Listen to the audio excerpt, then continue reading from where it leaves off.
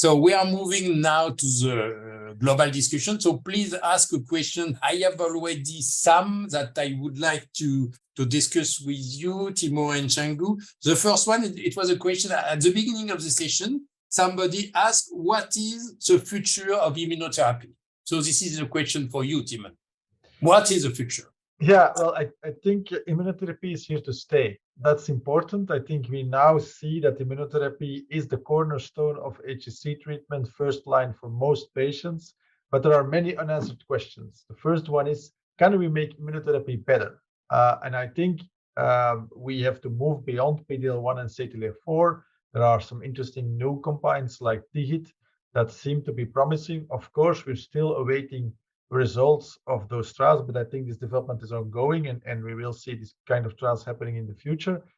And I do think that the positioning of immunotherapy in, let's say, earlier stages like adjuvant therapy after resection is an important new avenue with the recent data that has also been has been shown at EACR and EASL, showing that there is a role of adjuvant immunotherapy after resection. I think this is really a new field. However, and I think that's an important point to take into account, when you start using immunotherapy in adjuvant setting in HCC, the question of liver transplantation and when to do liver transplantation becomes even more important. So this is something we should tackle at the same time when moving immunotherapy to earlier lines, is that we should tackle the question, how do we use transplantation in this setting as well? That's my opinion. I don't know, Cheng-Yu, what your opinion is. Maybe your opinion? Yes, I have a few comments on that.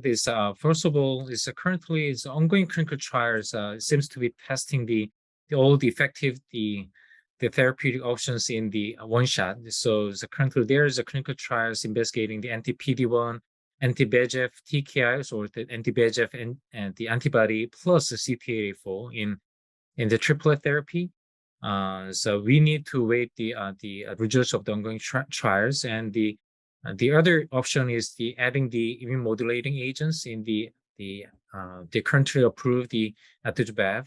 So it's a recent the phase 1/2 trials shows that the promising efficacy of the PPAR, the antagonist in combination with atezolizumab and anti-TIGIT plus atezolizumab. So although these results are in the premature setting, so we need more follow-up data on the triplet regimens in the first line setting. Now back to questions that are in the chat. I have a very practical question. Patients with tumor thrombosis and evolving with chronic liver dysfunction, such as thrombocytopenia, during atezo plus bev, would you be concerned about maintaining bevacizumab treatment during low platelets, for instance, 50,000? Do you suggest in these patients to switch treatment to stride? So maybe it's for you, Timon, or you both, and me too, but start. Yeah, I think it's a question that we all can have an opinion on. I must say that I am wary of bevacizumab treatment in patients with low platelets. We have seen that there are really quite extensive, can be really extensive bleeding complaints. So if you have a low platelet count and you have clinical stigmata of portal hypertension, then I would suggest switching to stride. If, of course, the patient doesn't have any portal hypertension, the risk of bleeding is far lower, and then it can be discussed. I don't know what the opinion of the other expert is about this. Changu?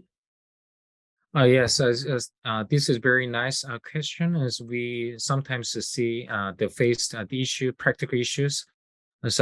If the patient, I usually don't skip the bevacizumab, just solely based on the thrombocytopenia. If the patients have no bleeding tendency or there's no the varices, so I keep the atezolizumab despite of the low platelet. But sometimes I skip the bevacizumab if the platelet is less than 20,000. Okay. Yes, I would be on the same, do a little bit the same. I have a question about that's a good question about what can we do in patients with B7 Child-Pugh disease, and if we need a systemic treatment, because we know that the results of the atezobev or durvalumab or a lot of trials, in fact, are done in patients with Child-Pugh A disease. So what is your opinion about that?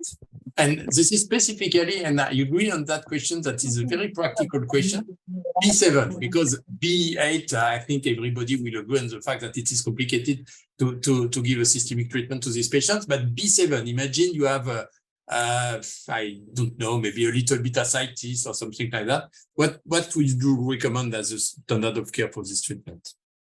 Yeah, I think if I may, the first question is, can you make the B7A? If you're able to do some form of recompensation, maybe then the B7 can become an A, and I think then the situation is quite clear. I do see, you know, that the trials are all done in Child-Pugh A patients with IO. We know that it's also influencing reimbursement. For instance, in Belgium, it's only reimbursed in Child-Pugh A, so I cannot give it in B7. But I think if it works in Child-Pugh A, I honestly believe it will also work in B7. We don't have the data, but for me, there is no real reason not, if I would have the availability, and this is also supported by some limited real world evidence that's appearing. I do think it will also work in B7, and I do think then if you have access to it, I would consider using it in this population as well. But that's my personal opinion and not yet backed up with a lot of science. Tangu?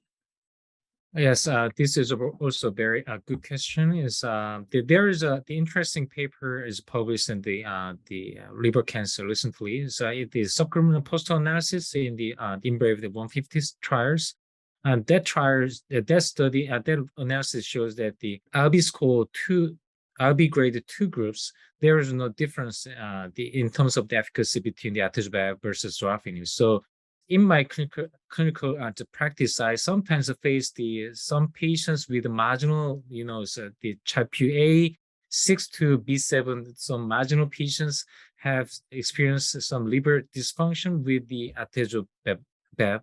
So I believe those kind of the adverse events is mostly come by the high dose of bevacizumab. So if the patients have the Child-Pugh B7, I will not use atezolizumab. So I will give the sorafenib or the daba or the nivo or the dabatremi to reserve the liver function. Yeah, I think I would go for atezolizumab, but with a very short period of time, and then look rapidly on the efficacy or not. I have one question about that, philosophical question. Will it be a malpractice if someone uses these treatment options before evidence accumulated? It's probably, I would say, related to all the data that we have presented and especially the second and the third talk, because we have only a small series in very, very specific small subgroup of patients. So imagine there is no problem of reimbursement of the drug. You can do what you want in terms of prescription. Maybe first with you, Shangu. Now I invert the order of speaking. Would you do it without any concern? Yes, it's a very heartbreaking question, but it's yeah, it's right. But it is very optimal if we have all the randomized phase 3 trial, so for every indication. But so we have to admit that it is impossible right now. But the data I showed that based on all the drugs, I showed that is already approved for the HCC. Just the conception is different. Previously the investigated as a subsequent therapy after progression of sorafenib, but we need to consider then use the after progression atezolizumab dabatremi. So there are some replication issues, but I don't think that it is the unethical to use the previously approved the TKIs after progression on the newly developed the first-line IO. Yvonne, a comment, small, short? Yeah, I think it's a decision you have to make jointly with the patient. I think that's the main thing. You have to discuss with the patient, explain to the patient that there is some evidence, that it's not the same level of evidence, and then you have to discuss with the patient, what do you want? What is your opinion about this? And if the patient agrees on this and knows very well what he or she is starting with, I personally don't have any ethical complaints with this. Yes, to me, I have only reimbursement problems in some setting, but if not, I agree with you. I would like to thank Kelly Aroro. I am not sure that I pronounce well his name, because he has putting in the chat a reference on atezo plus bev in patients with I2B advanced hepatocellular carcinoma, showing that the advantage is less and there is a higher risk of side effects, and we know that. And at the end, it is said that careful evaluation of treatment response and adverse event management is required in this group of patients. So I think this is somewhere exactly what we have said. I think there is maybe the last question. It's a little bit out of our topics today, but we can do it. There are some studies about downstaging with TARE, so it means radioembolization. So can we say the same about sorafenib? So what the idea, I imagine, is to know if maybe a comparison between local treatment, and this is a good question. Now we have more active systemic treatment. So would it be possible in the future to compare local treatment with systemic treatment?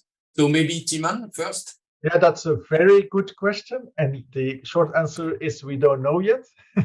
But I do think, of course, the fact that we have now more potent systemic treatment might shift a little bit treatment options towards systemic treatment earlier. This is also seen in BCLC guidelines, the latest version. There was really this concept of stage migration that was introduced, where you can use systemic treatment earlier on under specific consideration. And I do think that this kind of novel strategies should be investigated and can be very valuable, absolutely.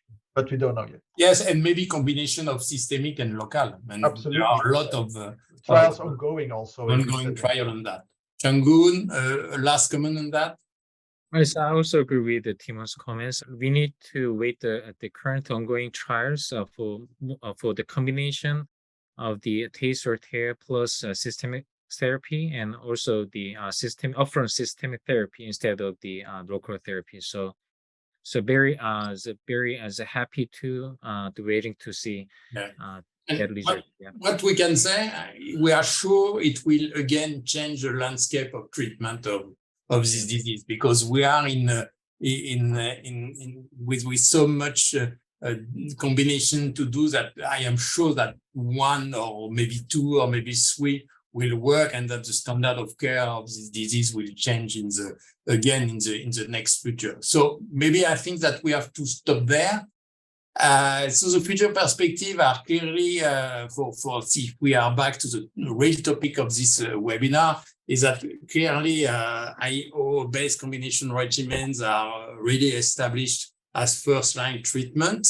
But there remain a lot of questions, and I didn't have enough time to ask you if durvalumab after, as you suggest in a pool question, after atezo-bev could be in the future an option. We don't know yet absolutely at this time. What is important too is the fact that for the treatment of hepatocellular carcinoma, there are novel methods for response evaluation, such as circulating tumor DNA, probably artificial intelligence, radiomics, that should facilitate treatment decision-making in the future. And this role, liver transplantation will remain a major tool for the treatment of hepatocellular carcinoma, and we will have to find the real good sequence with IO in this specific field of patient, and that need further studies. So I am coming at the end of this this presentation. Thank you very much, Changu, and thank you very much, Simon. Thank you to all the attendees. Thank you for the question. And I was very happy to be there. Thank you all.